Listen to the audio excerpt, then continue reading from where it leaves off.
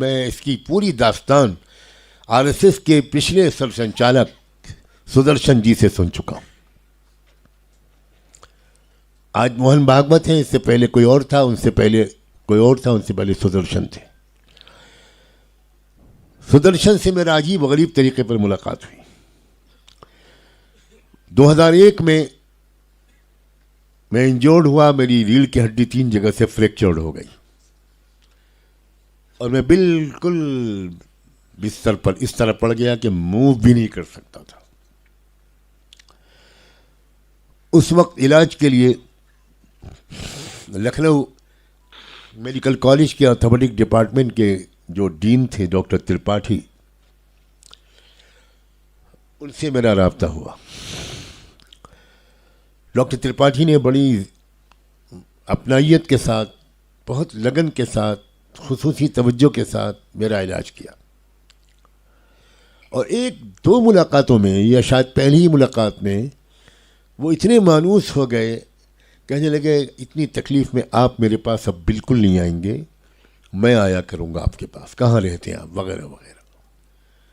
इस तरह वो मेरे घर पर आने लगे। बहुत ताल्लुक़ उनसे हो गया, मैं उनका बहुत एहसानमंद रहता था। हर हफ्ते में 1 या 2 बार मुझे विज़िट करते थे वो। फिजियोथेरेपिस्ट को साथ में लाते थे। 1-2 मुलाकातों के बाद उन्होंने बताया कि सुदर्शन जी मेरे सगे मामा हैं, मैं उनका भांजा हूँ। अब उससे कहा कि आपसे बातचीत के बाद मेरा ये बहुत दिल चाहता है कि सुदर्शन जी के साथ आपकी मुलाकात हो। मैंने कहा बिल्कुल, मैं खुशी से राजी हूँ। कहने लगे सुदर्शन जी जब भी लखनऊ आते हैं तो मेरे घर पर ही ठहरते हैं।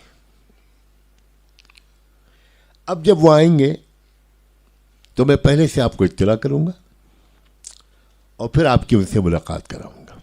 मैंने कहा बहुत अच्छा। कुछ दिन के बाद उन्होंने मुझे इत्तला दी कि परसों आने वाले हैं और मैं खुद आऊंगा आपको ले जाने के लिए। चुनांचे वो आए और अपनी गाड़ी से मुझे ले गए। सुदर्शन जी से मेरी पहली मुलाकात 1-1.5 घंटे तक चली। बहुत ही मेरे बातों से बज़ाहिर उन्होंने बड़े तासुर का इजहार किया और ये कहा कि हम चाहते हैं कि हमारा राब्ता और डायलॉग बढ़े। मैंने कहा मैं बिल्कुल हाजिर हूँ। अगली 2-3 विजिट्स पर डॉक्टर त्रिपाठी सुदर्शन जी को मेरे घर लाते थे, मुझे नहीं ले जाते थे, इसलिए कि सुदर्शन जी ने उनसे कहा कि मौलाना साहब को तकलीफ़ मत देना, उनको इत्तला कर देना, टाइम ले लेना, मैं खुद तुम्हारे साथ चलूँगा। 2-2 घंटे मेरे टूटे फूटे घर में वो बैठते थे। बहुत बातें होती थी और एक प्लान तय हुआ कि इस तरह एक डायलॉग का सिलसिला शुरू होगा, गलतफहमियों को दूर करने का सिलसिला शुरू होगा। किसी तीसरे के ज़रिए से हम एक दूसरे को नहीं समझेंगे, हम डायरेक्ट कन्वर्सेशन के ज़रिए एक दूसरे को समझने की कोशिश करेंगे और अकोमोडेट करने की कोशिश करेंगे और इंडियन कॉन्स्टिट्यूशन को बुनियाद बनाएंगे। उसके एक एक लफ्ज़ पर आपको भी अमल करना होगा, हम भी अमल करेंगे। बहुत आगे तक चले गए सुदर्शन जी। बज़ाहिर मुझे ऐसा लगता है कि इन लोगों में वो थोड़े ओपन माइंडेड आदमी थे, पॉजिटिव सोच वाले आदमी थे।